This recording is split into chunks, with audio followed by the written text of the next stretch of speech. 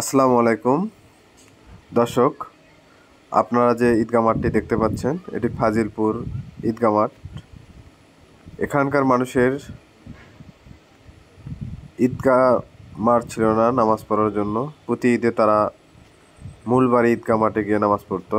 এখন তাদের ঘরের পাশে যাতে নামাজ আদায় করতে পারে সেজন্য নিজেরাই ঐক্যবদ্ধ হয়ে ঐক্য প্রচেষ্টায় একটি ঈদগাহ মাঠ নির্মাণ করেছেন, যেখানে তারা এইবারই প্রথম ঈদুল আজহার নামাজ আদায়ের মাধ্যমে শুভ উদ্বোধন করতে যাচ্ছেন।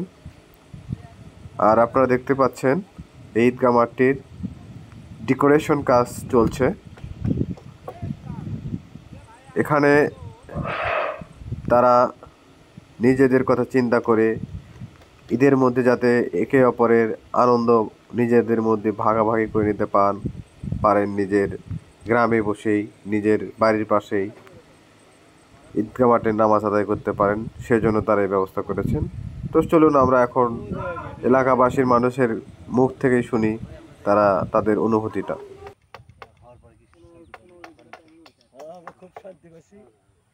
মানে অনেকদিন যাবৎ খুব মুরব্বীদের চেষ্টার উপরে এই মাঠটা হয়ে গেছে ইনশাল্লাহ। এতে করে গ্রামের আশেপাশের মানুষেরাও খুব আনন্দিত। এই আর কি চেষ্টায় আছি মাঠটা যাতে আরো শহরে ছিলেন, না, আমি আলহামদুলিল্লাহ খুব খুশি। আমাদের গ্রামে যে মাঠ হয়েছে বহুত দিনের আশা, আল্লাহ পাক আশাটা পূরণ করেছে, এই জন্য আল্লাহর কাছে শুকরিয়া। আর চাকরি কোন জায়গায় করেন কি? আলহামদুলিল্লাহ। আসসালামু আলাইকুম ওয়া রাহমাতুল্লাহি ওয়া বারাকাতুহু। সম্মানিত দর্শক, আমি দেখতে পাচ্ছি আজকে যে মহান একটা কাজ, বিশাল একটা কাজ, এই কাজটা দিনের সৃষ্টি থেকে এই পর্যন্ত হয় না। ফাজিলপুর গ্রামের পাড়া অনেক মুসল্লিবিন্দু ওরা দূর দূরান্ত থেকে যেতে ঈদগাহ নামাজ পড়তে অনেক বিদ্যমানে যেতে পারে না, মানুষের কাজের ব্যাঘাত হতো। তারপরেও আজকে তারা জায়গা দিয়ে সুন্দরভাবে একটা ঈদগাহ মাঠ, ঈদুল আজহার নামাজ আদায় করবে। এখানে আমরা সবাই ইনশাল্লাহ নামাজ পড়ার জন্য সবাইকে ঈদুল আজহার শুভেচ্ছা জানাই, এবং এখানে আপনারা সবাই আসবেন নামাজ আদায় করার জন্য।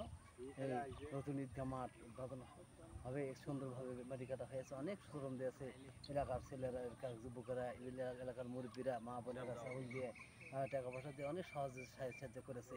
আল্লাহ পাক সাদাকাত দ্বারা দান করলে ভালো মাসিদ হয় মাম্বানুল্লাহি মাসিদান বানাল্লাহু লাহু বাইতুল জান্নাত, যে নামাজের জায়গা করে দেয় আল্লাহ পাক তার জন্য বেহেশতের মধ্যে বালাখানা তৈরি করে ঘর বানা দেয়।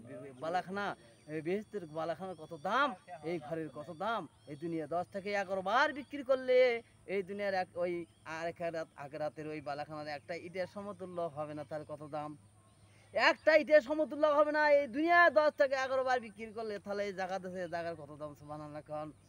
এই জায়গায় না যাতে রসিল হবে, যারা দান করছে তাদের জন্য আমরা দোয়া করবো। তার মা বাবা দাদাজি নানানি কবরে গেছে, কবরে শান্তি পাবে। আমরা কেউ থাকবো না, একদিন চলে যাবো। আমি সবাইকে আহ্বান জানাই এই ভালো কাজ করার জন্য, সবাই আমরা ভালো কাজ করবো, এই কথা। আসসালামু আলাইকুম ওয়া রাহমাতুল্লাহ।